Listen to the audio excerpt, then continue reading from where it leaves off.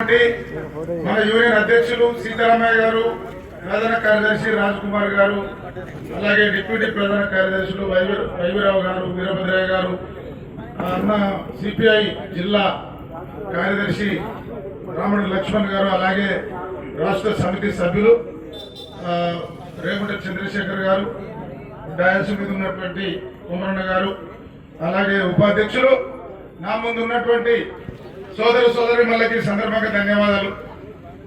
సరే, ముఖ్య జాతరకు సంబంధించినటువంటి ముఖ్య ఉద్దేశాన్ని మన అధ్యక్ష కార్యదర్శులు చెప్తారు. కార్మిక వర్గ హక్కులు సౌకర్యాలు ధ్యేయంగా దశాబ్దాల ఉద్యమ చరిత్ర కలిగినటువంటి సింగరేణి కాలేజ్ వర్కర్స్ యూనియన్ కార్మికుల అపరిష్కృత సమస్యల పరిష్కారం ఎజెండాగా ఒక భారీ ప్రోగ్రామ్ ను శ్రీకారం చుట్టింది. దానిలో భాగమే నిన్న శ్రీరాంపూర్ లో స్టార్ట్ అయినటువంటి ఈ జాత గోలేటి నుంచి మనుగూరు కొత్తగూడెం మీదుగా ఈ నెల 30 తారీఖున కొత్తగూడెం హెడ్ ఆఫీస్ ముందు భారీ ధర్నాతో ముగుస్తా ఉన్నది. ఈ సందర్భంగా రామకృష్ణపూర్కు సంబంధించినటువంటి సింగరేణి కార్మికులు వేలాది మంది తరలి రావడం ద్వారా జాతకు సంబంధించినటువంటి డిమాండ్లను పరిష్కరించుకునేటువంటి అవకాశం ఉంటుంది. వాళ్ళ దిక్కులు పిక్కటిల్ల రీతిలో కొత్తగూడెం హెడ్ ఆఫీసు ముందు డైరెక్టర్లను, జనరల్ మేనేజర్లను దిగ్బంధించబోతా ఉన్నాం.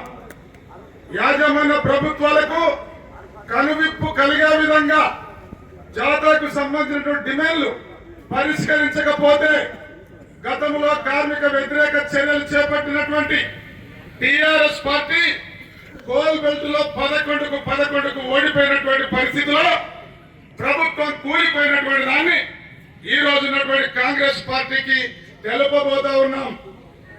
ఈ ధర్నా ద్వారా, ఈ పికెటింగ్ ద్వారా, ఈ హత్యల ద్వారా, ఈ గేరావు ద్వారా రాష్ట్ర ప్రభుత్వం కనువిప్పు కలిగే విధంగా ధర్నా జరగబోతా ఉంది.